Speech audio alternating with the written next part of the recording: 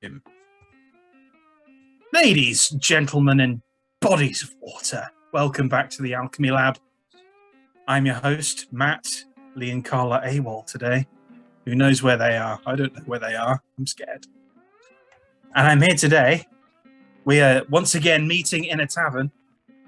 And I'm joined today by Mr. Matt Arthur, MSArthadian.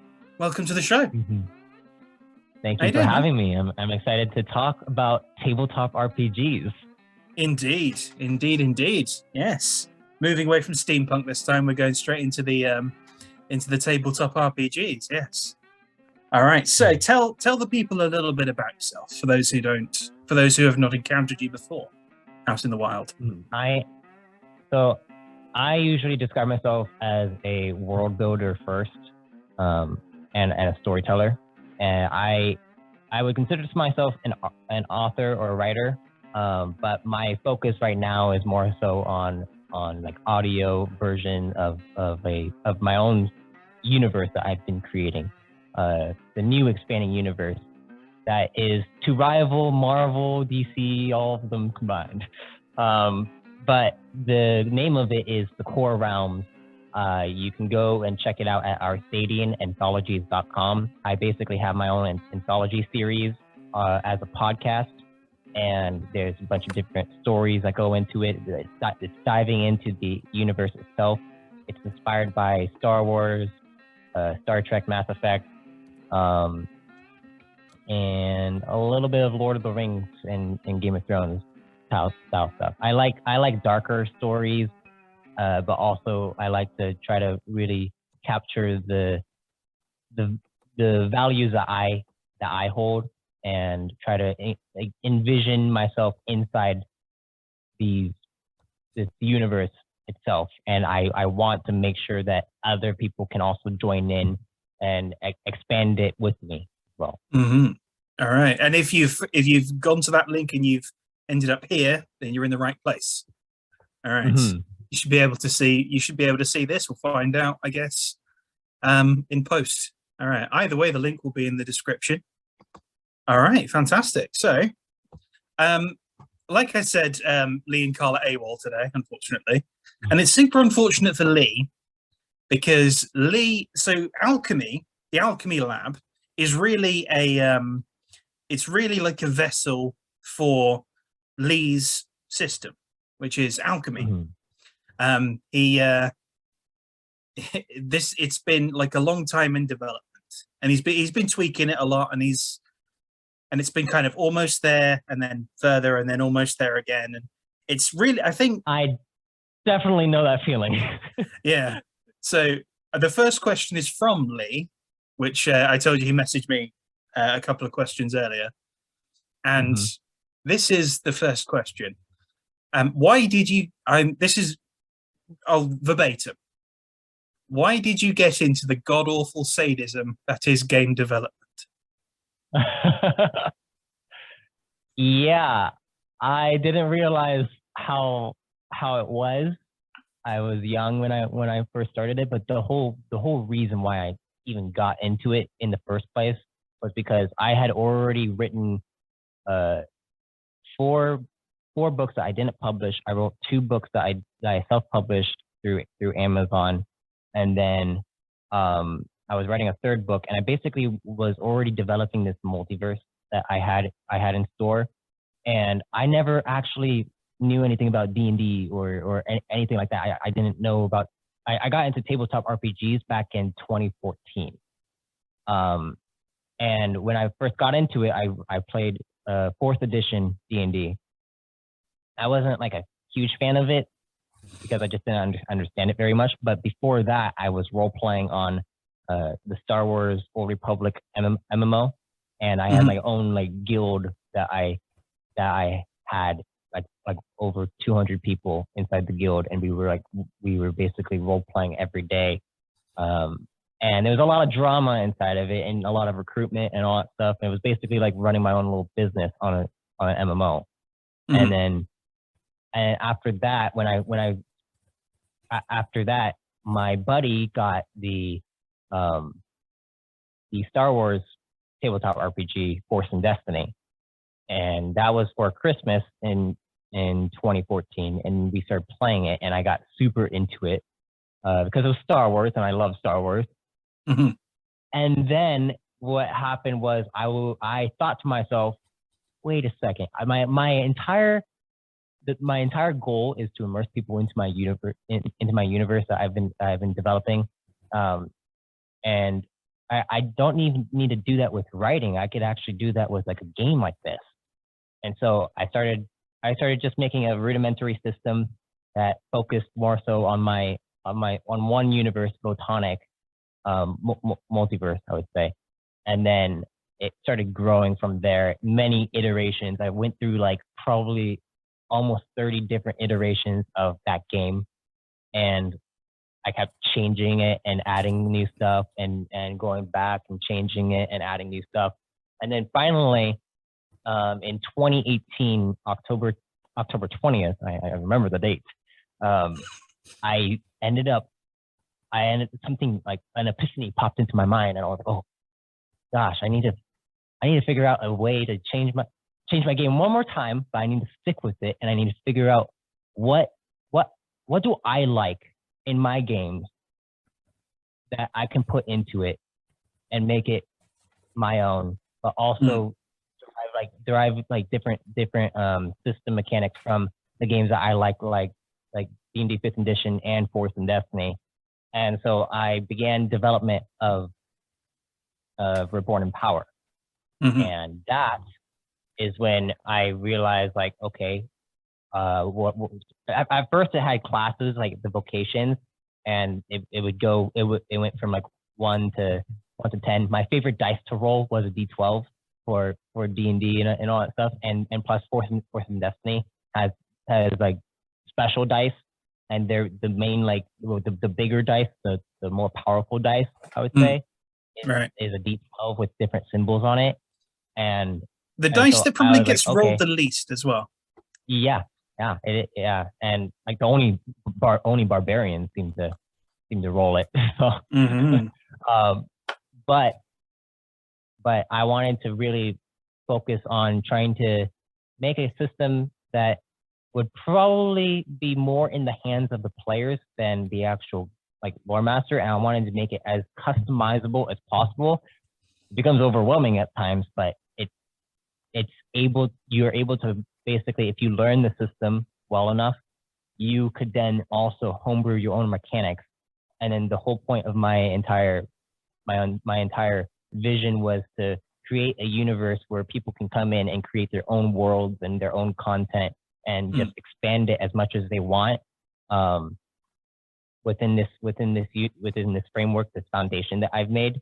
And then also, because I made this system so easily like homebrewable, you could just basically make like specific skills, feats, and abilities for something, and or there's different templates for the races of how you just go through making one, and you can make one in 5 minutes if you were just thinking about, okay, I'm gonna just make a weird creature like a I would say like a centipede or something, like some alien centipede. What would they have? They'd probably be really agile, so they'd have like a +2 agility, and then you just kind of plot in those things, and then you're done. It's the same kind of like thing as like the DM's Guild for D&D, and like making your own content, your own homebrew stuff.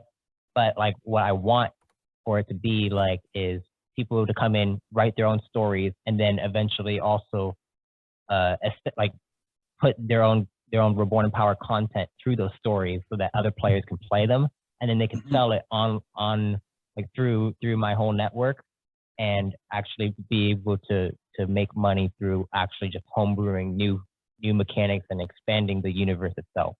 Right. Okay. Right, that was an elaborate. No, it's all good. I might have answered more good. Questions. That's the point. All right. So the world came first. So you had the world set, and you built the system, I guess, around the world. It's interesting that it came off of 4th edition, because a lot of our group's kind of creativity came from 4th edition as well. So we were playing 4th edition, Carl, Lee, myself, and a couple of other people. We were playing that in 2012, 2013, maybe 2011, 12, 13, that kind of time. And we were having similar issues with it, I think. What were your issues with 4th edition D&D? Well, I haven't played. I only played it probably maybe like 5. I only played like 5 sessions of it. And I was also with a DM who was very strict. He was a very strict DM, and that was my first time playing. So I didn't. And you know, when you're playing for your first time, you're just doing stuff that is just random, and you don't realize what you're doing. I wasn't like whipping stuff out and trying to and like doing like I wasn't a murder hobo or anything like that. But I was more testing the boundaries of what the role playing aspect would do. But when I would test the boundaries, I didn't understand all the features that my class gave me. I was a Warforged. I remember that. I was also a Warforged. And I think I was a Paladin as well. But I was also a Paladin. I didn't understand all. Look at that! Both Matts, both Paladins, both Warforged. Yeah. But basically, I couldn't. It didn't make sense to me.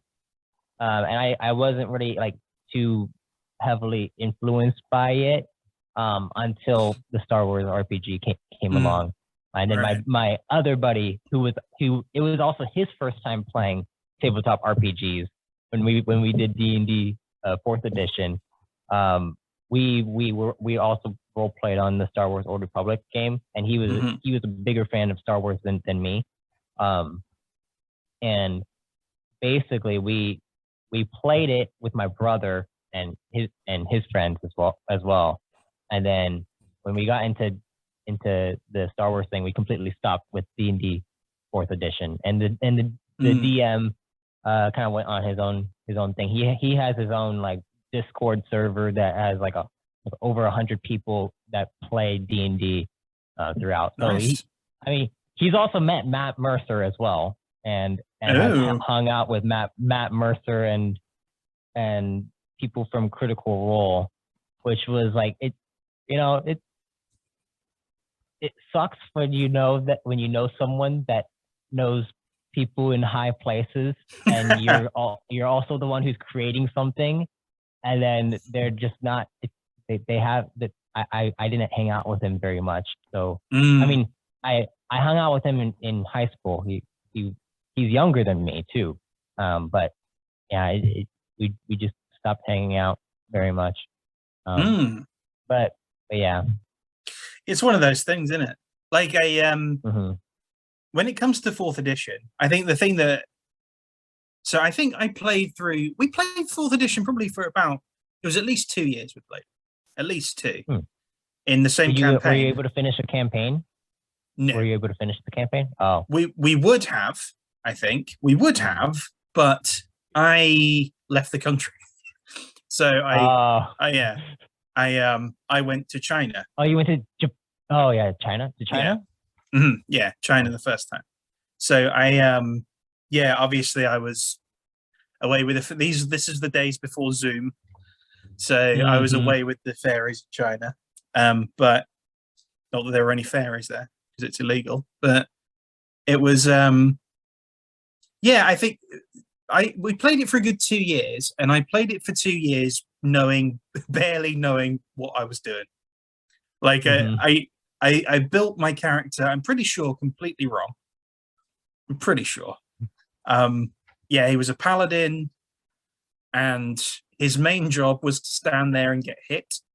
That was his main function. It was stand there, get hit while the archer deals with everything. Yep. And I think the tank.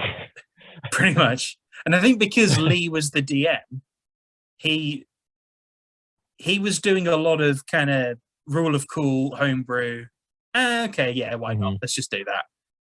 And I think from that he got the the kind of the bug of, okay, well, we can kind of streamline this here and do this here and do this here and there, because we've always done this. Like me and it's like Colin. You're homebrewing your own stuff at the table because some mechanics that you may not like with the system. So that's what you do. Yeah. So there was this game that was this was before we played D&D. It was a game where it was like a map building game, and you're in I think a zombie infested city, I want to say. And you build it up tile by tile, and then I think you'd roll for the number of zombies on the tile, and you were a survivor, and you're trying to. And that was a very, from where it started, it was quite a basic game. And we ended up house ruling probably 2/3 of the rules that we ended up playing with that game. Making it more immersive and making it more like adding mechanics to the various, adding more weaponry, adding like different kinds of zombies and things like that. So that kind of thing has always been, I think, in his DNA particularly. And I think we got to a point where I think it was just before I left, or it was after I left. I think this is where the grain of alchemy came in, which was like, hey, we basically make our own systems at this point. Can you make your own system? And like a fool, he said yes. And it was going to be a sci-fi system. Yeah. And I think it's now basically like a catch-all. So what he's done with alchemy, rather than it being you have the world and then the system within it, he's got the system which can be applied to various different settings and worlds and things. And it's interesting that you did it the other way around from each other, if that makes sense. In a way, I was trying to do the same kind of thing to allow for multiple things, but I do realize that my system allows for, if I wanted to make like a Star Wars homebrew within my system, I could easily do that. I would just make the Force a power form, and then have a bunch of Force abilities where you could do certain things, and then you can become a Jedi Knight inside Reborn in Power kind of thing. And then also you can just reskin a bunch of the sci-fi stuff as well for fantasy if you wanted. I tried to really incorporate fantasy and sci-fi so that you could go both routes if you wanted to. But that is because my universe like is a sci-fi fantasy universe that like goes into like I primarily focus on the sci-fi because that's my favorite genre, but I sprinkle in fantasy throughout all of it. Yeah. Okay. Yeah, it's interesting that he. So what prompted the name Alchemy? Because I'm always curious about how people name their systems. Because sometimes it's like a part of the overall the overall theme of the game. Now it's a testament to how long I actually can't remember, because it's been so long since it came into being. I can't actually remember. I will ask him. I will send him a quick message, and hopefully he'll get back to me swiftly. So and we'll get back to that. So while I'm messaging him, so this is your own world. The world in which Reborn in Power is. But so, what is the kind of story behind the world? What's going on in the world at that point? So my last campaign ended with I didn't bring everything like more commercial until my last campaign ended, and then that's when I started my podcast. Right. But basically, my last campaign ended on a bitter sweet note where they were able to defeat the threat, but the repercussions from it caused a massive surge that wiped memories of everyone throughout the core realms. And this surge is called the core reset. And it basically made it so that everyone doesn't like is an amnesiac in some way. And then over the course of time, the major memories come back for those that survived it. And when the memories come back, it's this thing called fragmentation, and it's so intense that some people will like a lot of people died from the memories coming back because their willpower and their endurance wasn't strong enough to be able to handle these memories, these like powerful memories. Sometimes they were even so like they would get memories of loved ones dying, and it caused so much turmoil in their minds that their mind that they just cried to death basically. And it's just there's a lot of information about it, but the world itself, or the universe itself, I would say, it functions on this idea that rebirth is a fundamental process of life, and the energies of the core allow the energies, the regal entities that govern the existence, which is what the core is based off. So core actually stands for conglomerate of regal entities, and they converged a long time ago to basically fight off a big threat that was plaguing the Photonic realm and other realms and also, and they all came together to fight this threat. Were able to ward it off, then created the Runeforger order, which is the highest order in the realms, and the Runeforgers are these energy protectors. They protect the energy flowing through every living creature, kind of like Jedi Knights. So the force is within everyone. And so they established that this being, that the regal entities created this being that then created the Runeforger order, and then people there was a pillar called the Harbor, which is in Photonic, and the Harbor is where most of my world focused on throughout my entire creation. And they decided, okay, we want to establish different pillars within each realm so that we can kind of gather together and collaborate with each other to really help establish safe havens for people across these realms to come and like refugees to come and basically make a new life. Kind of like how the USA used to be with you want to go and go become get the American dream kind of thing. This right. Is the pillar lifestyle is what people go for. These are the values of being able to live freely, no war across the world. The alliance within the pillars makes sure to try to not have war, and if war ends up popping up, it's a last resort, and they have to find a way to make sure that the pillars themselves aren't destroyed or anything like that. They have to stay intact. So that's the whole concept of it. And they've been standing for now a little over 16 millennia, 16,000 cycles, which is a long time.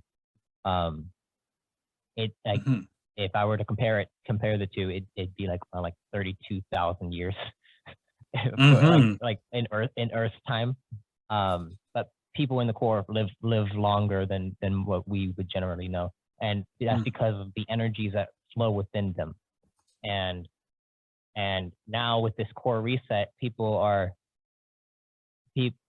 ended up kind of trying to find new paths. But the fragmentation, for the people that survived the fragmentation, they did end up becoming, going back to their roots, So bad people kind of still stayed bad people. Good people still stayed good people. But they just didn't know like the full scope of what their past entailed. But they did get those specific memories that allowed them to like pursue different avenues. And then if you listen to my podcast, there's a storyline about how the core command.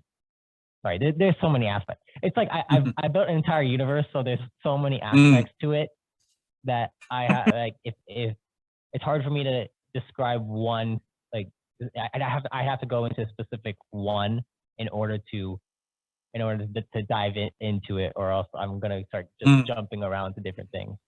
Okay, well I can cut in then with the explanation behind the name Alchemy, because I have an explanation. All right, so the name Alchemy, so it's gold, right? So it's gold gameplay, gold storyline. All it takes is an alchemist to transmute it, and the alchemist would be the I guess the GM and the players. And he said it's in the hands of the people that pick up my block of lead. So so he's essentially provided the tools, and then the kind of the story is in the player's hands, and it's done through.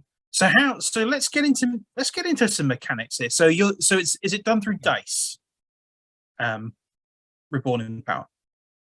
Yeah, dice mainly. My original idea and concept was actually to make it into like a card game / like tabletop role playing game, which is why like because you've seen them, the skill speeds and abilities are all like little different boxes, and so like, what I planned on doing was having each one be a card, and then you create a character deck, and then you could actually play with that character deck when you go about it.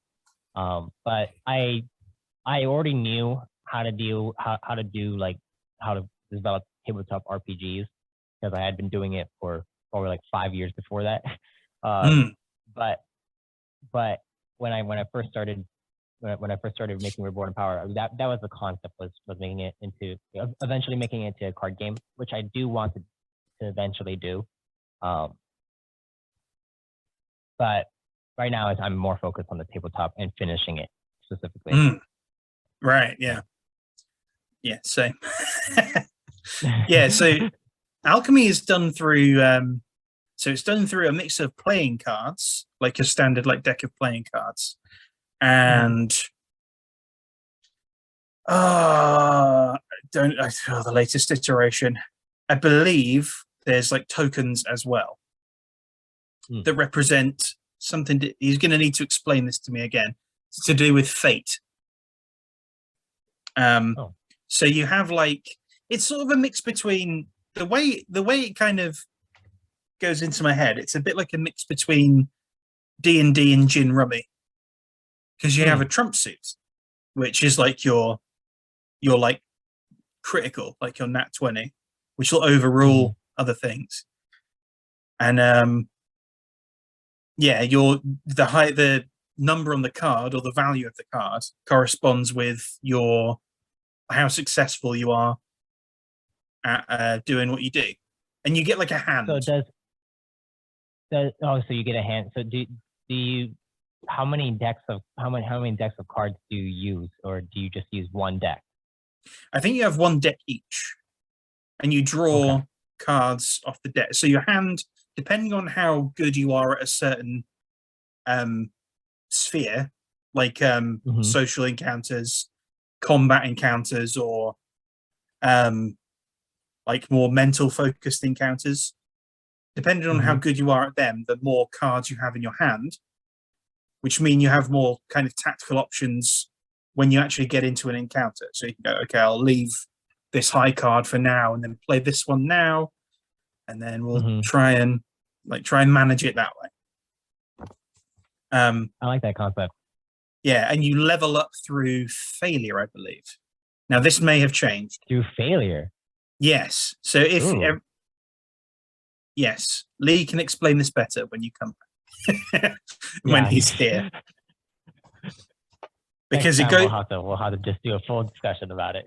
Yeah, because Maybe even play it. Because when something changes, I think the core tenets of it have basically remained. I just can't remember what they are right now. And I did a thing where, what I tried to do, I made a version of Alchemy that was very much like streamlined down. I tried to make like a one-page version of it, essentially, that had a lot of the mechanics in there. It didn't have that mechanic though, that level up mechanic. But it did work. It does work as a system. I've tested out a few times, and it does work. So he's onto something for sure. Mm-hmm. It's just ironing out the bugs, I think.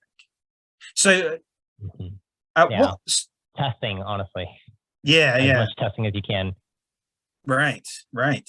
So I guess that would be a question I'd have for you. So it's sort of a two-tiered question. So at what point with Reborn in Power was it basically done? And at what point did you decide it was done? So the point that it was basically done was when I hadn't completely finished like the whole rule book until I believe it was either October or November of 2020. So it took me 2 years to completely finish it. It was still playable before that. I just hadn't like completely finished all of like the vocations and skills and all that stuff. But that was completely done by around that time. When I decided when I decided it was done, I don't think it's ever done.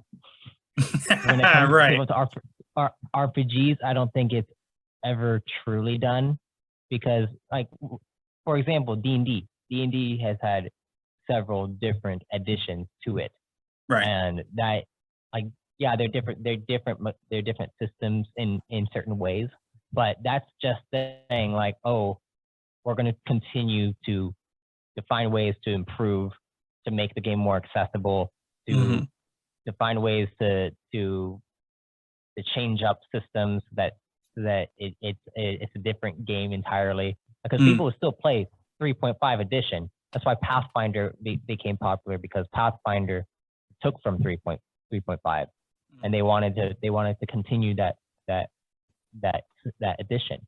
I think it's stupid for Wizards of the Coast to like, they were kind of stupid for Wizards of the Coast to have like stopped making like the actual 3.5 after they made D&D 4th edition. Like when you make a new edition, you stop production of the last editions, because there's still cult followings for those, like Advanced Dungeons and Dragons. Those still have cult followings and all that stuff.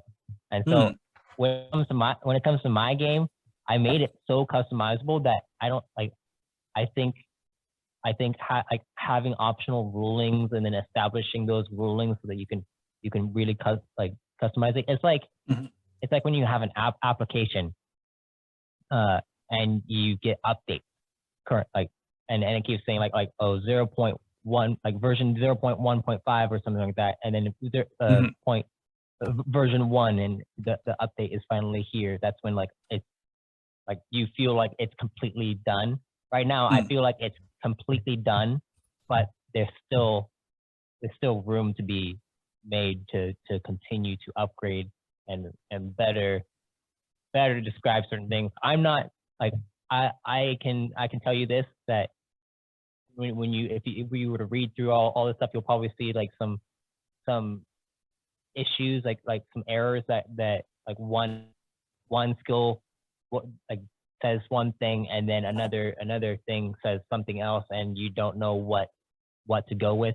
That happens all the time in systems, which probably won't happen in Alchemy, because like it's just it is very basic. My system has so many moving pieces that trying to really balance that all that out is difficult. But I've made sure to really try to make a game that I enjoy, and hopefully other people will enjoy it too.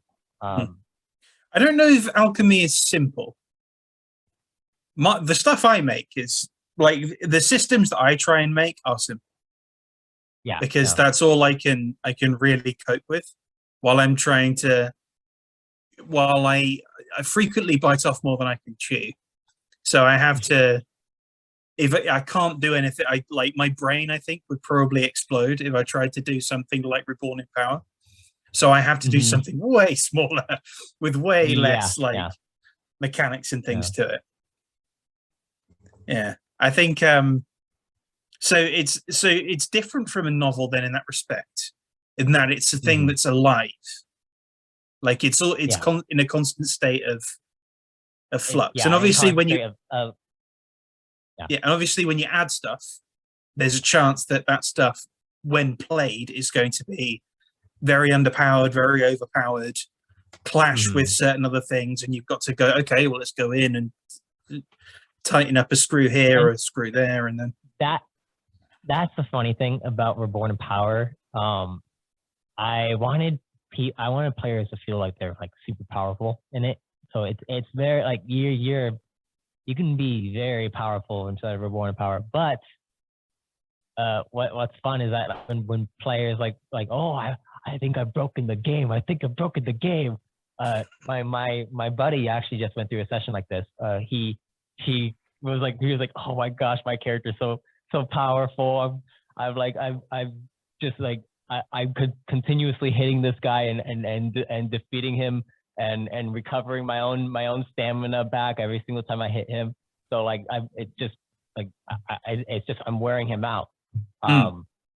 But it was funny because no matter what, there will always be some kind of weakness that you have, and you can't get it.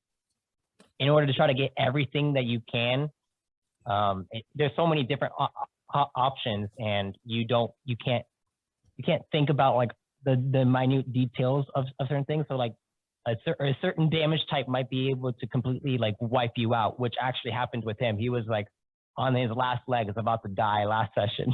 If I didn't send one of his allies to come and help him, he would have died.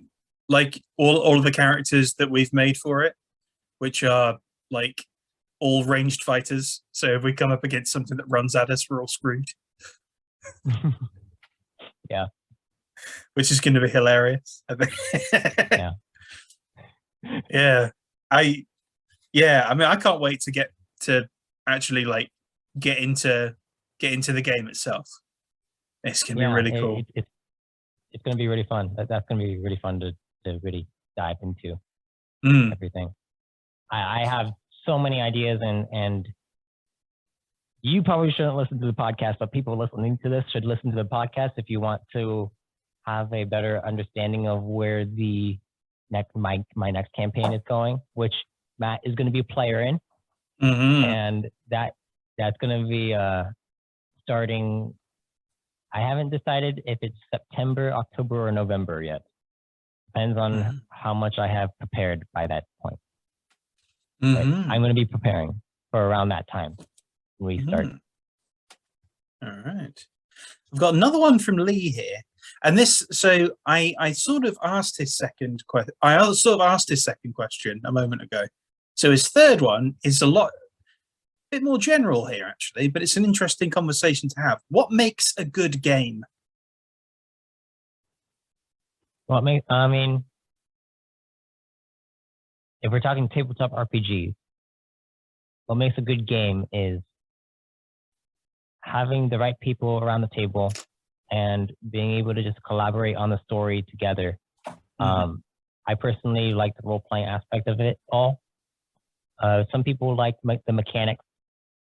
So like dungeon crawlers, they enjoy the combat. But it's more about trying to find the right group of people to play with, and having a general consensus of of like, this is what's going down. That's why session zeros are so important, I believe, and like so that you know what everyone is wanting from the game, and having a general understanding that this is what's going to happen. It's not like the system. I don't think really truly matters until you get really into it. You just have to decide, like all of you have to come together and decide, oh, this is what I want to play, and just figure out the happy medium for it all. My game, I would love for people to like have my game as one of their go-to things, but I know that like it is overwhelming. It's more for like players who really want to get down and dirty for like the character, to try to find the best builds, but also like trying to figure out the best times to level up and all that. It's a different system altogether. But the best games are the ones that make it so that all the players are having fun around the table, I would say. Mm-hmm. All right. Yeah, I think that's a pretty good rule of thumb. I mean, it's a good rule of thumb. Yeah, as if everyone's having fun, then you're onto a winner. I think that's something. I think for something like D&D or a tabletop game in general, particularly one that involves a game master or a dungeon master, I think it's important to remember that the game master's supposed to be having fun as well. Yeah. Which is fun. It's fun. I don't know about you, but my favorite times as a game master is when the players are all trying to discuss like what the heck they're gonna do about a certain situation, and you're just in the background being like, I know everything. Yeah, I mean, it's the thing I have to do, and this is a big one when it's when we play on camera, which I think we do. I think all of mine do at this point, play on camera, because I just like actually seeing people when we do it. Yeah. The real tricky thing I have sometimes is keeping a poker face, especially when it's something where I've gone, this is going to be so great. Like, just like poker face, trying not to freak out. I mean, I like smiling and being all like because I just want to mess with my players and like have them be like, what are you doing? What are you doing? Like, grabbing a dice and rolling it, and then they're just like, what are you rolling? What? Yeah. That's especially if you grab a dice, fun. Roll it, and then go like, yeah. oh. Yeah. I make too many expressions. That's my problem. They're always like, why you make? I know that face. What is that face? Like, oh man. There was a time very recently where I had. Do you play much D&D? Outside of... I do. I'm actually a part of a D&D group with the Creatives Den Discord. I'm not sure. Fantastic! Actually, yeah. I'm inside. I think I'm in there. You're the owner of the Discord group that we play inside. The what's it called? The Clan of Exiles. Yeah. So we play in there. Eternus is the DM, and we have some good people. Nice. Ashes inside our group, and Mixed Scales inside the Reborn Power group. They're from that D&D group. That's how I got them to come and play. I'm like, Reborn Power. Nice. So have you heard? Now I think these might have been homebrewed by someone. Have you heard of sorrow spiders? No, I haven't. So these things are wonderful. They're so creepy, but I love them to bits. And then the second I found them, I was like, I'm making a thing entirely based around these. So they enter. So they're from the mirror realm. They basically can enter the world through mirrors, and their whole thing is. It gets worse. their whole thing is like taking people's eyes and like turning them into eggs. Oh. And they okay. especially like the eyes of people that have read or seen the language of the gods. And yeah, they love taking eyes, and they trade knowledge for eyes essentially, and they like build like whole cults around them of people with no eyes. And these are spiders. They're spiders, yes. Okay. They're very intelligent spiders. Huh? And they're intelligent, right? Are they like? What do they look like? They just look like spiders. They look like these. They look like big spiders, obviously, because everything in D&D is huge. They look like they just look like large. I think like brown tarantula type spiders.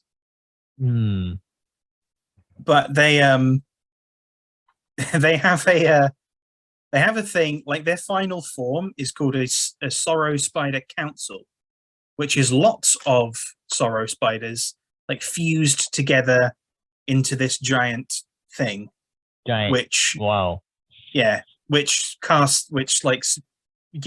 sends the power of suggestion and like can alter the environment.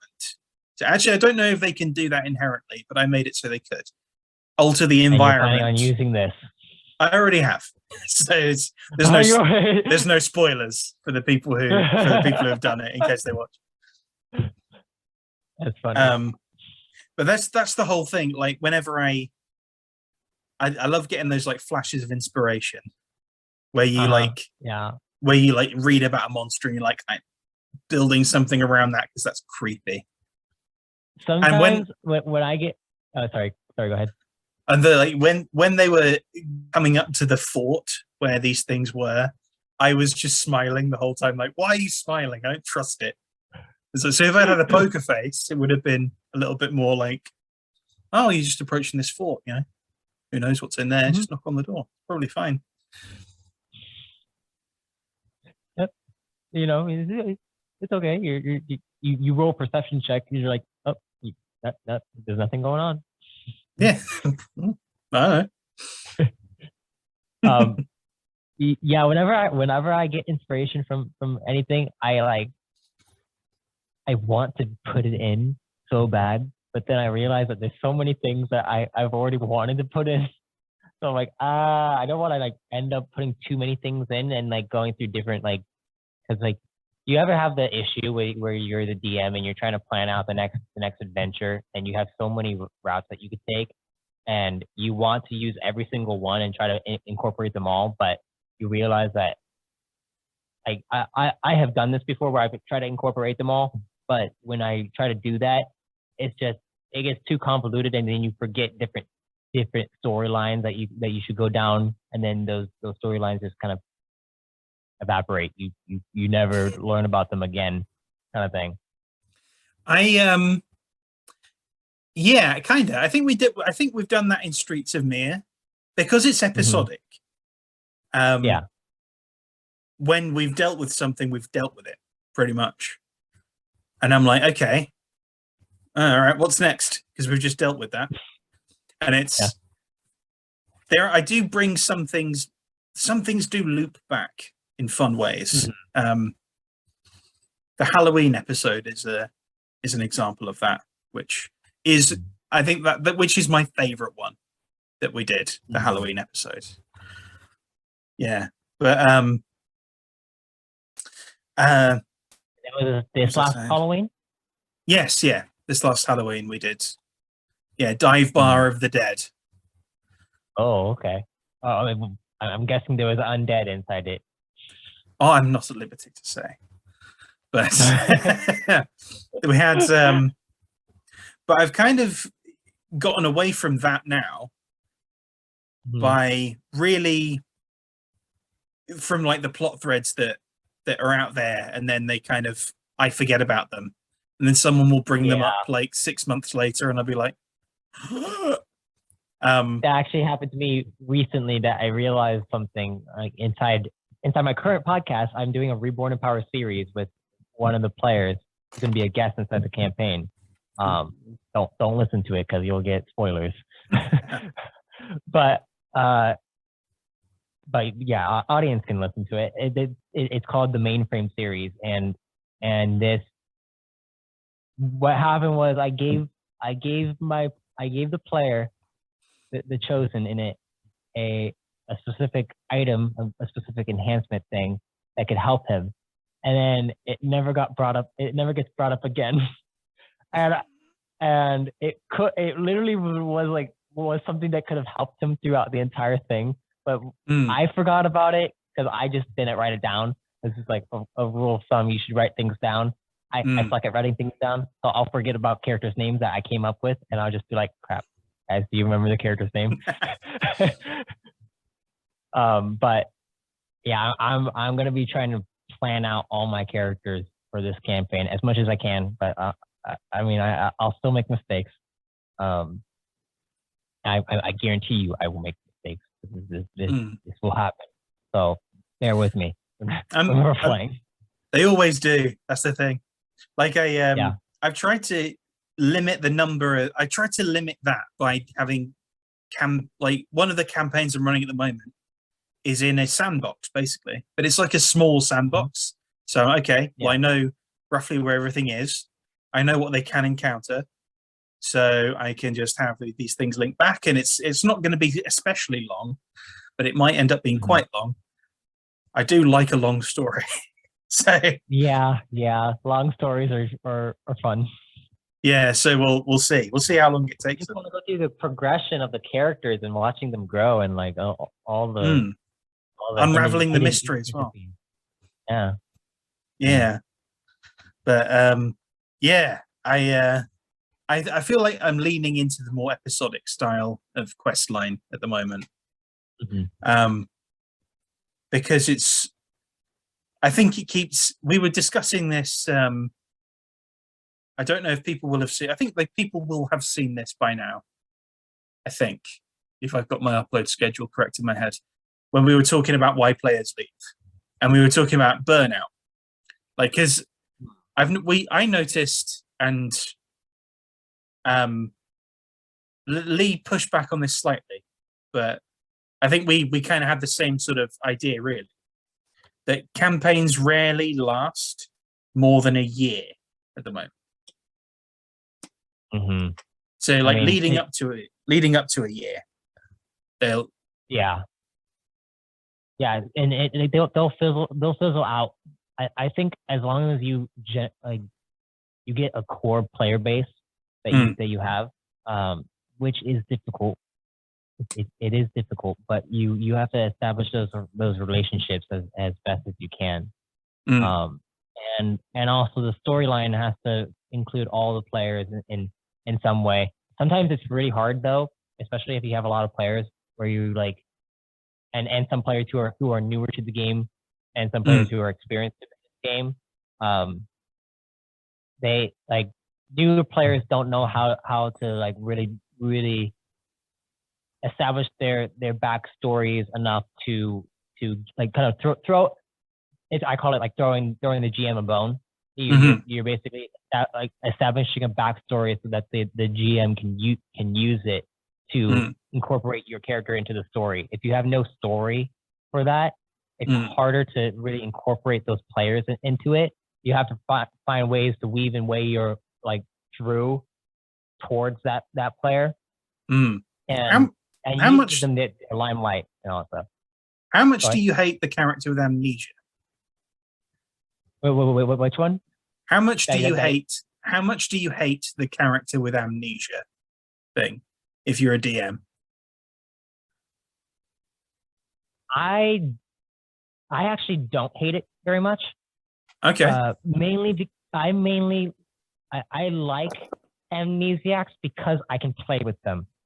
Because they don't know what they have, so I can play with them. It's the characters that aren't amnesiacs that haven't really established oh my family died when I was young, kind of thing. They just kind of are just like, oh I'm this race in this class.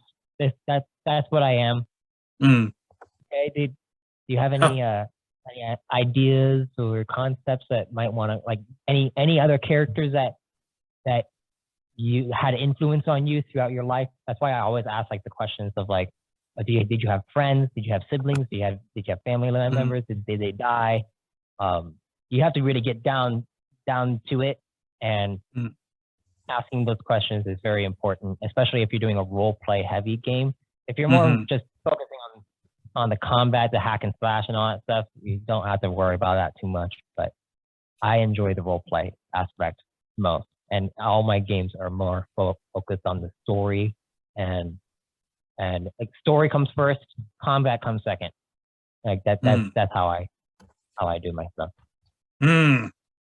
Combat though, combat is fun. The combat is fun. The combat is where you get to see how well you potentially how well or how not well you made your character in terms of like the mechanics behind it. Yeah, that's the mechanic side of everything. But the role playing side is like where you get the personality and the character growth of it all, and that's how you stay with the story. That's how you stay with it for like over a year. If we're talking about campaign cycles, because like I know like D&D campaigns, if you're not going milestone and you're going XP based, D&D campaigns last a long time. Some people cannot handle that long, so that's why like milestone has been like a new thing that people have been really doing more so recently. The sandbox one is XP based, but I think I'm being generous with XP, just for the sake of kind of speed of progression, and also because of what they're facing. What they're facing is like terrifying at times, so it's nice to like reward the struggle. How long has this been going on, this campaign? That one has been going on. It's my shortest one thus far. It's the one I started the latest, and I feel like it started this. I think it started this year, like early this year, maybe, or late last year. It's a few months. And what level are they right now? Right now, they're level 5. I want to say. Did they start at level 1? Yes. Oh, wow, that is a speedy progression. Yeah, I really like starting people off at level 1. I love it. I don't know why. I think because it's like this is where I came from and this is where I ended up. Part of it. I like the looking back on. Wow, I almost got killed because a jelly sneezed on me. And then it's like, and then we've just like killed a Tarask. So, okay. Like that kind of thing. Yeah, like that kind of thing. Yeah, you go from the one extreme to the other. Yeah. And they all started out as slaves. So it made sense for them to be level 1. Oh. But no longer. Out as slaves, like. Yeah, started out as slaves with nothing apart from rags on their back, and then their ship crashed on an island. And this island is not. That island. What it seems. Not. Oh. Scary. Yes. All right. Okay, so. All right, I think. Yeah, okay, I think everything has been asked that I wanted to ask. Yeah. All right, and that Lee wanted to ask.